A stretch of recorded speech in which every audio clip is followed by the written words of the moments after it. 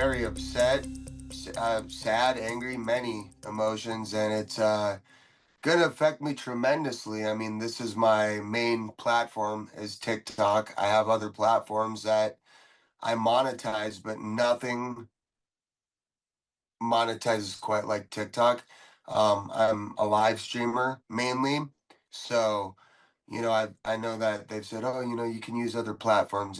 It's just not the same, and anybody that uses TikTok or live streams knows. I just told some kids that I'm older than Google, and they of course started to laugh at me. They thought I was joking. If you were born before September 4th, 1998, congratulations. You are older than Google. Sorry if I just made you feel old.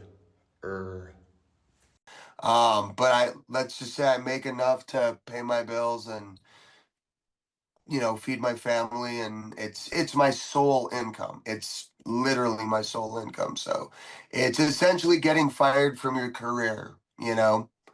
Um, so yeah, it's detrimental to me. You are not a real one if your best friend is single and you're in a relationship. If your best friend is single, then you need to be single. I don't think I'm ever going to be the type to want to work. I mean, I feel like I'm an influencer and I belong in the influencer space. I can tell you that when I live stream, it doesn't feel like a job. I'm having fun with my friends, my community, and I'm just blessed to be able to pay my bills and everything through doing that. I've been really stressed out lately, as it is my income and it's how I feed my family. It's how I put a roof over our heads. And I just have been trying not to think about it. I mean, it's impossible not to. I do have really bad anxiety, so it's really got me stressed out. Even while I'm live streaming, the people in my lives are like, Dustin, just breathe, relax. And there's a lot of us feeling that right now. Can you name this 2000 song in just a single note? Now pay close attention. This is a true one note challenge. My content is primarily music related, DJ related, and that kind of formed into the one note challenge, which is ultimately what blew up on the internet. Just playing one note from a song and having people guess it, whether I do it from my studio or I go out on the street and do it. Can you name this 2000 song in just one note? Level 3. It's a real sleeper. Well, I've put a lot of years and effort into this, which is, kind of a bummer that you spend this much time on something and then it's just taken away from you. But primarily, it's the effect on my business as a small business.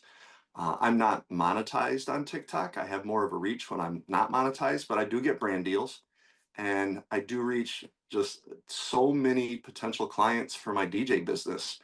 And we have 9 DJs on staff, and I have a responsibility to keep those guys busy. I would say that TikTok is responsible for probably 20% of my income. And for small businesses like myself that in the beginning didn't have a big marketing budget, but we had a phone in our pocket, we had a basement with some records in it or some other kind of set, and we were able to start putting videos out there to reach our target market without spending any money.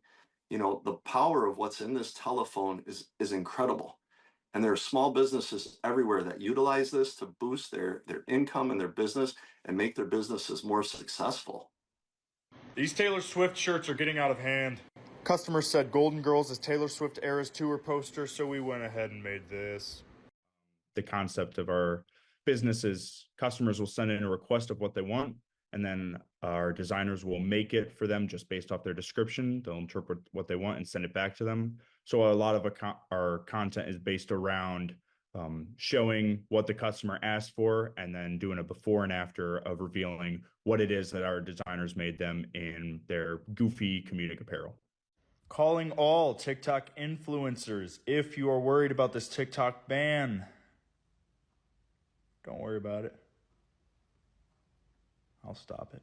TikTok definitely helped us blow it up. We started off in November of 2020, and our first TikTok got, I think it was 1.6 million views or something along those lines. So it exploded right off the start. And without TikTok, I don't know where the business would have been without it. Obviously, having our business start on TikTok and having to built about 600,000 following there, it's tough to lose that, but also it's foolish for any small business to build one sales channel. And so we knew this for a while, that we're going to have to build out other forms of marketing and other, we're going to have to build out our following on other platforms. Everyone on TikTok has been talking about like, where are we going to go after TikTok goes away? Because we need a replacement. And there started to be a growing sentiment of, we don't want to go back to Instagram. We don't want to go to Facebook. And then somebody else commented, oh, have you heard of Red Note? And I was like, what's that? And they were like, oh, it's the Chinese version of TikTok, which now I understand it is not.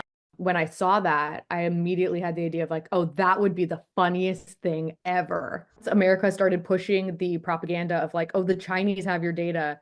The Chinese are spying on you. We all made the joke that we have our own personal Chinese spy that's like watching us and like cultivating our algorithm and like up to date on all of our information. And it's sort of like an imaginary friend that we've all made up, just like a running joke of like sort of commenting on how ridiculous American propaganda is. And also just like, we don't care. Like, we know China's not spying on us. And so I just made the video. I guess other people thought it was funny too.